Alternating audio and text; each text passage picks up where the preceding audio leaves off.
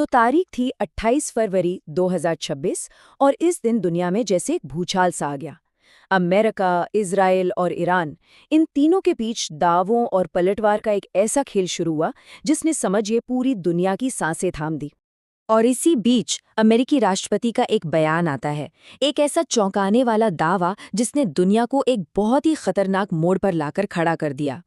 तो सवाल ये है कि इस दावे में आखिर सच्चाई कितनी है। आज हम इसी की तह तक जाएंगे, कोशिश करेंगे कि इस पूरे मामले के शोर में से सच को बाहर निकालें और देखें कि दावों और हकीकत में आखिर फासला है कितना। चलिए शुरू करते हैं। सबसे पहले समझते हैं अमेरिका और इजराइल का पक्ष। आखिर वो किस आधार पर ये कह रहे हैं कि खामेनेई अब नहीं रहे। इस पूरे मिशन को नाम दिया गया था ऑपरेशन लायंस रोर, यानी शेर की दहाड़। और इसका मकसद देखिए बिल्कुल साफ था, ईरान के टॉप लीडरशिप को, उनके सबसे बड़े नेता और कमांडरों को खत्म करना। अब जो बात सबसे ज्यादा ध्यान खींचती है वो है हमले का वक्त। देखिए ऐसे ऑपरेशन ज्यादातर रात के अंधेरे में होते हैं, है ना? पर यह हमला हुआ सुबह सुबह 5:15 पर। इसका क्या मतलब है? इसका मतलब है कि इंटेलिजेंस एकदम सटीक थी।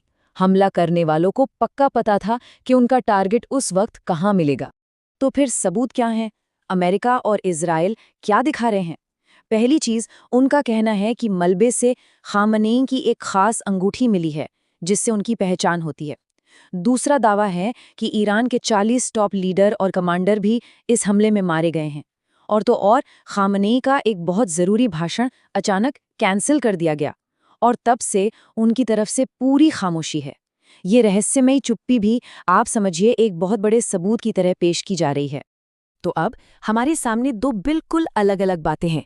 एक तरफ अमेरिका और इजराइल कह रहे हैं हमने ईरानी हुकूमत का सिर कलम कर दिया है, वहीं दूसरी तरफ ईरान का दावा है कि हमारे नेता जिंदा हैं, वही कमांड में हैं और हम इसका बदला जरूर लेंगे।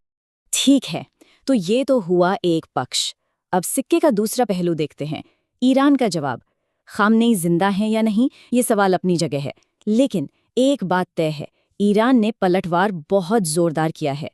ईरान के इस पलटवार का नाम है ऑपरेशन फतेह खैबर और ये हमला किया ईरान के रेवोल्यूशनरी गार्ड्स ने, जो उनकी सबसे ताकतवर मिलिट्री फोर्स है। जरा सोचिए, 400 से ज्यादा बैलिस्टिक मिसाइलें और सुसाइड ड्रोन्स दागे गए। ये कोई छोटा मोटा जवाब नहीं था, ये एक बहुत बड़ा और खतरनाक हमला था। और ईरान ने निशाना किसे बनाया? अपने पड़ोसियों को।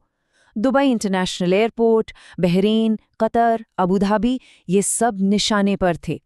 मतलब संदेश बिल्कुल साफ था, अगर हमारे ऊपर हमला हुआ तो फिर कोई भी सुरक्षित नहीं है, चाहे वो हमारे पड़ोसी सुन्नी देशी क्यों ना हो। और उधर ईरान के अंदर तेहरान में तस्वीरें बिल्कुल बटी हुई हैं।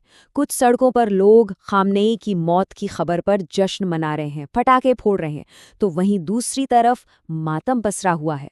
एक ही शहर, एक ही वक्त, खुशी और गम का ये नज़ारा ईरान के अंदरूनी हालात को साफ दिखाता है। लेकिन इन सारे दावों, हमलों और पलटवारों के बीच इस जंग की एक असली कीमत भी है। एक ऐसी कीमत जो हमेशा की तरह आम लोगों ने चुकाई है। ये जो नंबर आप देख रहे हैं, 108, ये सिर्फ एक आंकड़ा नहीं है। ये 108 मासूम बच्चे हैं जो रिपोर्ट्स के मुताबिक सिर्फ एक मिसाइल हमले में मारे गए। ये हमला हुआ ईरान के मीनाब शहर में, एक स्कूल पर। सीधे एक स्कूल पर मिसाइल गिरी। 40 लड़कियां जो वहां पढ़ रही थीं और 20 महिला वॉलीबॉल खिलाड़ी सब मारी गईं।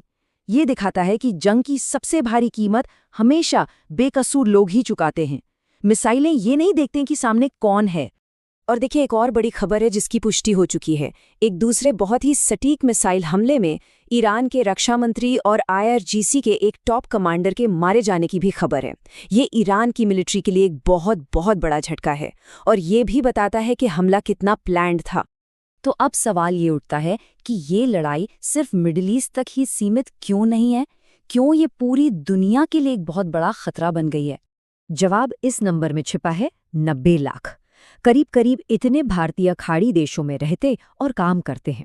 अब जरा सोचिए, ये सब लोग इस लड़ाई की आग में सीधे सीधे फंस गए हैं। इनकी सुरक्षा एक बहुत बड़ी चिंता है। और फिर आता है स्ट्रेट ऑफ हॉर्मुज। आप इससे दुनिया की इकोनॉमी की लाइफलाइन समझ लीजिए। रोजाना करीब 2 करोड़ बैरल कच्चा तेल यहीं से गुजरता है और ईरान ने धमकी दी है कि वो इस रास्ते को बंद कर देगा। अगर ऐसा हो गया तो समझ लीजिए दुनिया भर में तेल के दाम कहां से कहां पहुंच जाएंगे और एक भयानक आर्थिक संकट आ सकता है। और इस पूरे खेल में 2 बड़े खिलाड़ी, रूस और चीन, बिल्कुल खामोश हैं। और उनकी ये खामोशी, जानते हैं, सबसे ज्यादा डराने वाली है। एक्सपर्ट्स कह रहे हैं कि ये तूफान से पहले की शांति है। उनका एक गलत कदम और ये लड़ाई एक वर्ल्ड वॉर में बदल सकती है। तो अब सवाल वही है, आगे क्या? इस कहानी का अगला मोड़ क्या होगा? ये कुछ ऐसी बातों पर निर्भर करता है जिनके बारे में अभी कुछ भी कहना बहुत मुश्किल है। देखिए, ईरान में जो कट्टरपंथी हैं, उनके लिए ये लड़ाई जमीन या न्यूक्लियर हथियारों की नहीं है। उनके लिए ये एक धार्मिक जंग है, एक एंड टाइम्स बैटल। मतलब एक ऐसी लड़ाई जिसका जिक्र उनकी किताबों में, उनकी भविष्यवाणियों में है।